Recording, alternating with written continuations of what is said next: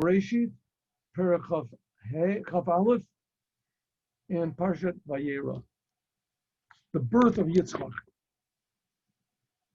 V'Hashem pakad et Sarah kasher amar, v'yas Hashem l'Sarah kasher diber. See, there's no Rashi there. There is Rashi on this, but Hashem promised that she was going to have a child, and she laughed. Vatar v'teled Sarah l'Avram ben, and she did. Now she was 90 years old already, and it says previously the Sarah Akara in Lo Vlad. It says she didn't even have a possibility. She had no womb. It was a miracle within a miracle. It was God had to make a womb and also make it that she would be able to give birth. She was 90 years old. Hashem visited Sarah, like he said, and he did to Sarah what he told her. She got pregnant. She gave a Sarah to Avram ben in his old age. The Mo'ed Asher Diber Ito Elokim, and exactly the time when God said, Vayikra Avraham Hashem b'no nolad lo asher yada lo Yitzhak. Yitzchak. Called him Yitzchak. Vayomal Avraham es Yitzchak b'no ben shmonis yamim kasher tzivo oso Elokim. And Avram circumcised his son at 8 years old, like God commanded him.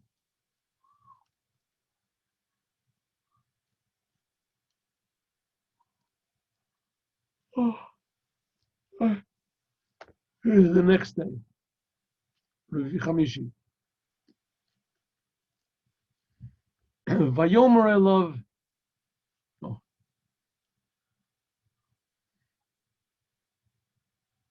I'm sorry. The Avram was 100 years old when Yitzchak was born. And Sarah said, Schokos Ali Elokim. God made me happy. Anyone who hears will rejoice with me.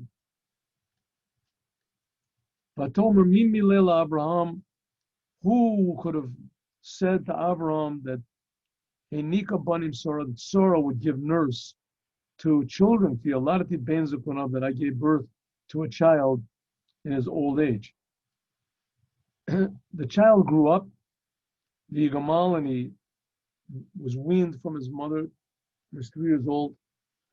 And Avram made a big meal. So some people say that this is the day when he was circumcised, Hagmal. Some people say it was the day that he was bar mitzvah.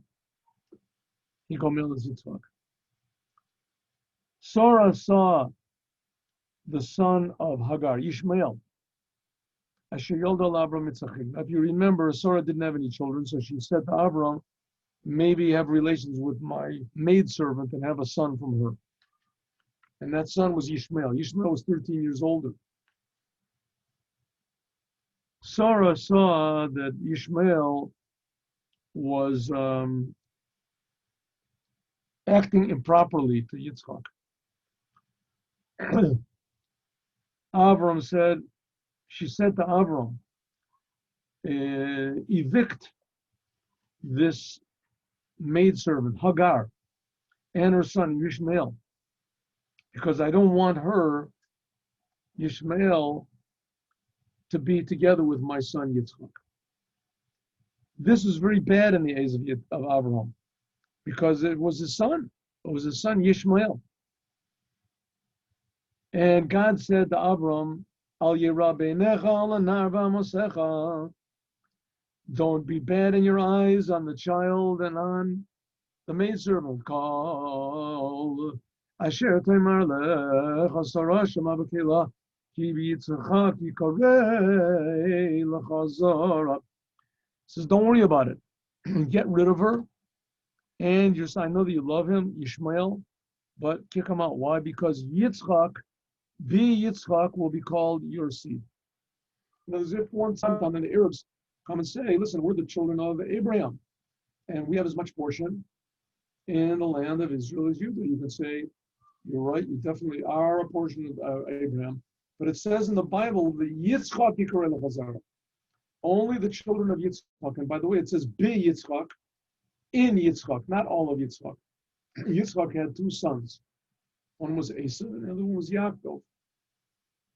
As it says, only Bi Yitzchak, not Yitzchak will be the offspring, but one of the sons of Yitzchak, he'll be the offspring. That's Yaakov. That's why he's called Yisrael. V'gam is ben ha'amal l'goya simeno, and also, in the end, the Torah is going to be the final decision maker. And also this Yishmael, I'll make him into a great nation because he's your children. That's where Yishmael came from. Avram woke up and no, but by the way, Yishmael now is not exactly the same Yishmael as it was back then, because in the end of the first temple there came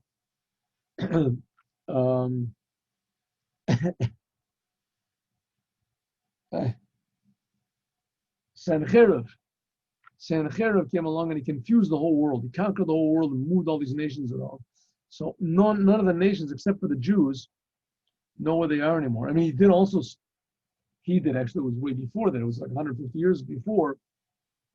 The 10 tribes of Israel were also scattered around, but that wasn't by Sennacherib. That was already, it says by, what was it, Shalmaneser. Avram woke up in the morning. He took bread and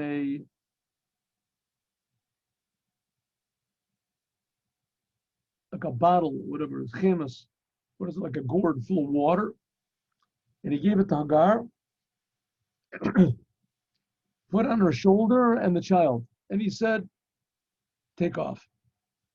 And they went into the desert of Beersheba, and the water left the gourd. They finished.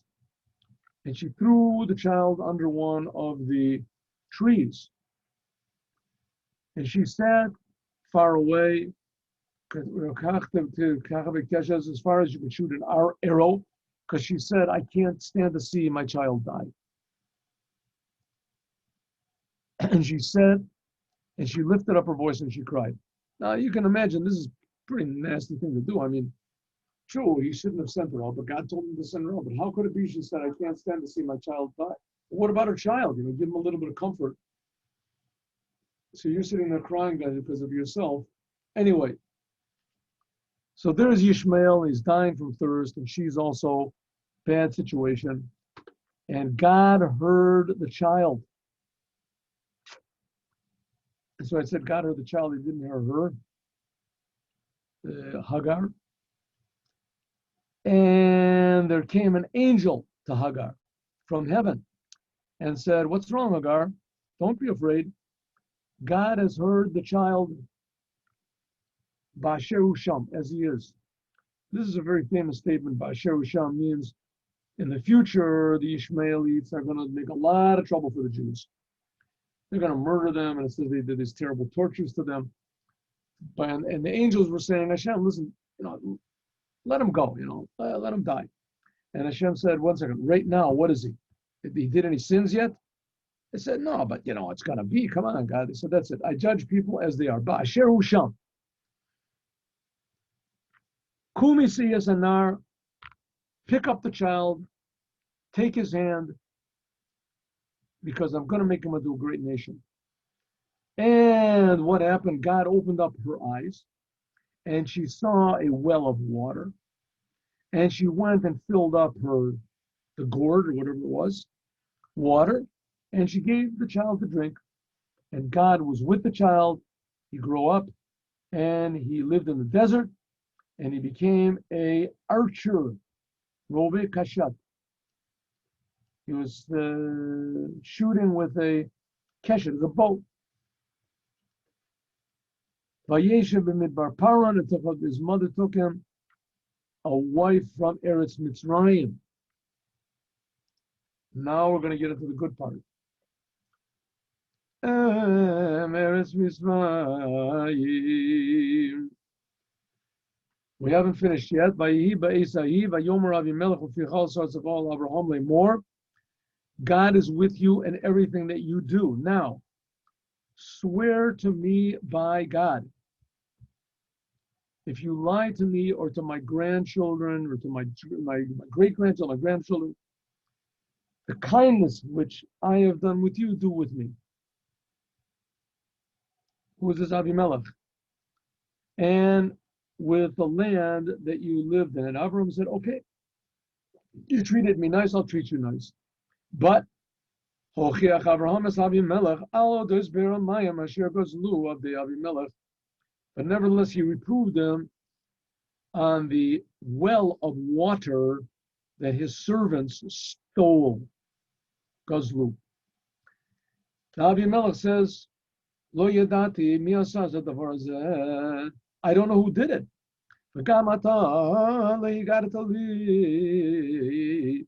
V'gam anochi leishamati bilti hayom. Also, you never told me this before, says Avimelech to Abraham. And also, I only heard it just today.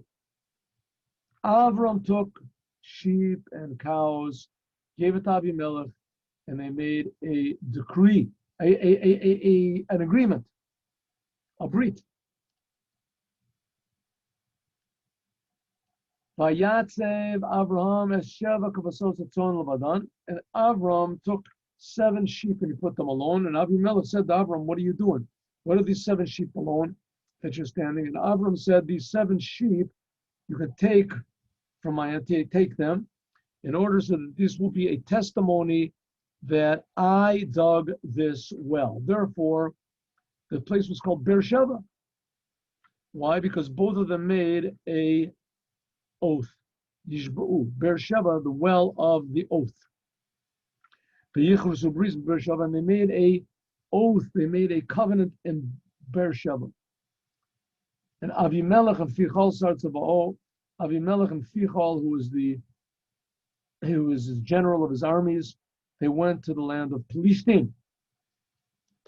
And this is a very famous statement, which Chassidic Chabad explains that this summarizes Abraham's philosophy. Vayita Eshel beBeersheba, that Abraham planted a Eshel. Some people say that it was a hotel. Some people say it was an orchard in the place of Beersheba. And he called over there, Vashem Hashem, he called God's name, Kel Olam, God world. The Chassidic explains that Abraham made over there a inn, and everyone that came, he forced them to give thanks to God. It's a long, beautiful story in the Midrash, but I don't want to tell it to you now.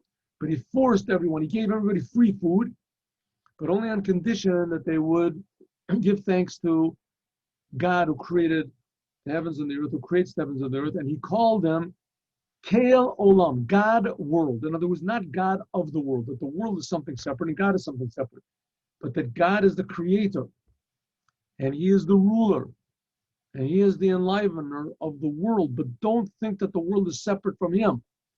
It looks like it is. God have made it appear that it is. And it says clearly in the Torah that it seems to be God created the separate world. But the fact is, says Abraham, that's what it looks like. But it's not so. There's no place outside of God's creative power, God's being, God's jurisdiction. Kel Olam, the world is not God, but the world is a creation from nothing by God. So the world and God are one, which means simply that the world can never conceal God. Vayagar Avram beretz Pelishtim yomim rabim. And Abraham lived in the land of the Pelishtim for many days. And that is the reading for Shabbat.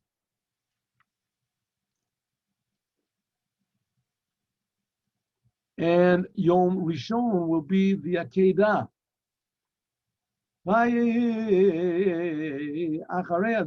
See here, all of a sudden they have Rashi. Understand? Interesting.